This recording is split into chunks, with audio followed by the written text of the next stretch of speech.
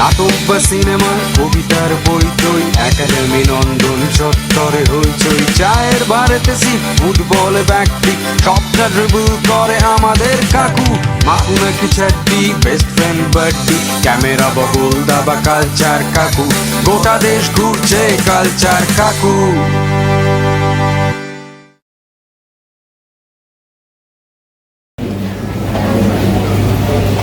সমর সাহা মহাশয় পঙ্কজবাবুর হাতে তুলে দিলেন। আজকে এখানে বসে প্রথমেই মনে পড়ছে যাদবপুর বিশ্ববিদ্যালয়ের তরুণ প্রাণ কালকে বিসর্জিত হয়েছে। তার প্রতি আমার মমতা, স্নেহ, ভালোবাসা জানাই। তার আত্মার প্রতি আমার শ্রদ্ধা জানাই, আত্মা শান্তি লাভ করবে। যাদের জন্য তাকে মৃত্যুবরণ করতে হলো তাদের যথাযোগ্য শাস্তি অবশ্যই দেওয়া উচিত। এবং আমার মনে হয় যাকে গ্রেপ্তার করা হয়েছে তিনি যদি প্রকৃত দোষী হন তাহলে তাকে যাবজ্জীবন কারাদণ্ড দেওয়া উচিত। এবং বিশ্ববিদ্যালয়ের যারা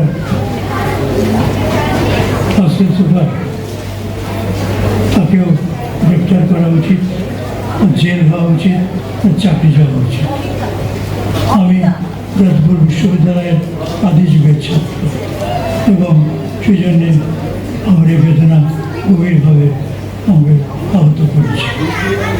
আমার সময় যাদবপুর বিশ্ববিদ্যালয়ের সেই হস্টেলের 3 তলায় থাকতেন আমাদের রেজিস্ট্রার পিসবি মল্লিক, রাজা সুবোধ মল্লিকের ছেলে।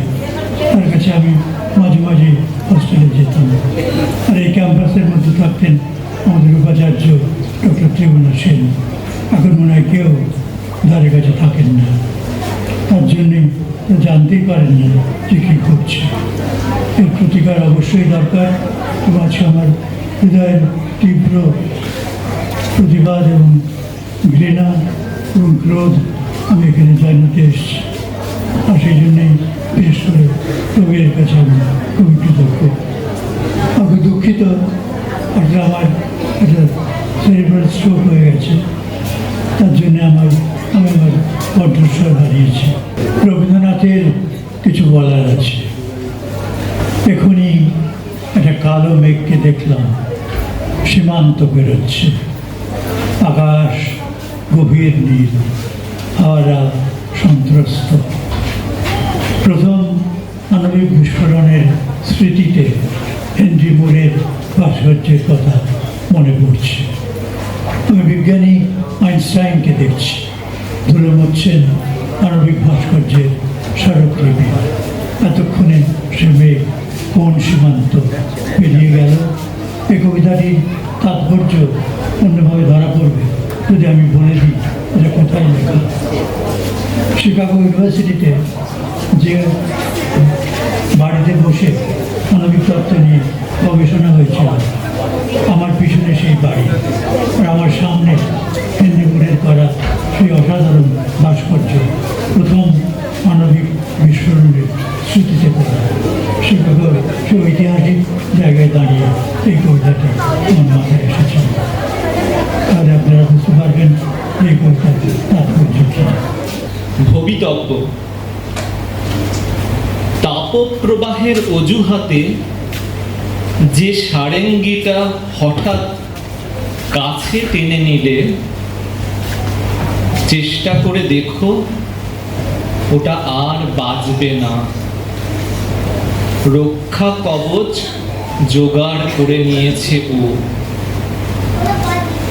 জলীয় বাষ্পরা বাতাসে থাকবে কি থাকবে না এই দোলাচলে অনেক বিতর্ক সভা পণ্ড হয়েছে। এখন ওদের ফেরত আনার আর কোনো উপায় নেই। কবিতার নাম 7 জীবন। বড় টান ছিল গেল শোনে, বীজ ধান খেয়েছে খরা, বাকিটা খিদে। এসনে মেঘ সেজেছে আপন বৈভবে, আর কৃষক সভাতে লাঙল দিই বাকুড়ি জুড়ে মই টানি। তব দয়া তুমি বীজ ভিক্ষা দাও আঁচল ছায়ায়, বদর জমিতে স্বপ্ন বুনি আমি, তারপর নিরানি হাতে আগাছা তুলে ফনফনিয়ে বেড়ে ওঠে সবুজ, পাছে হারায় কাকতারুয়া সাজি। পা বেয়ে উঠে আসে মাটির পানি, হাতের আঙুলে ধানের নজর শীষ। নিশিডাঙ্গা ভাসিয়ে বাংময় তোমার অলেখ অভিসার, ধান টুঙে টুঙে তুলি দুহে। নবানে আমার ঘরে নেমন্তন্ন তোর, দাওনে তোর আমিনায় আমার দাওয়াত। রবীন্দ্রনাথকে স্মরণ করে লেখা একটি কবিতা, দূর থেকে যাকে চিনি। আমাদের আছে ভুবনডাঙ্গার মাঠ, শনিবার হাটে দরদাম করে কেনা। 22শে শ্রাবণ তোমার সহজ পাঠ, সহজ করেই শব্দ পৃথিবী চেনা। আমাদের ঘরে তোমার রচনা বলি, ধুলো খেতে খেতে পাতার হলুদ রং। একাকিত্বের মুহূর্তে গলাগলি, শব্দের সাথে যে হৃদয় নির্জন।